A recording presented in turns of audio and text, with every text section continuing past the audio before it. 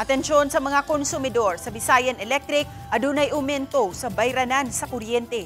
Mukabat sa 92 centavos kada kilowatt hour ang gipatumang aumento nga makita sa billing sa September ug October.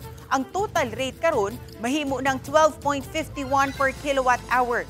Diin kun ang konsumidor nagkonsumo og 200 kilowatts, mupatong na og 184 pesos sa ilang bayranan sa kuryente sugod sa billing sa September ug October. Ang rason sa maong aumento, ang rason ani Alan kay ni mahal ang presyo sa kuryente sa WESM, no, kaning wholesale electricity spot market last month tungod atong mga outages bitaw na ay major plant outages unya napud tay yellow alerts last month nga gi-issue kung makahinumdum mo ang NGCP nagpagawas og mga yellow alerts last month unya usually basta mag yellow alert gali mo mahal gid na ang presyo sa kuryente.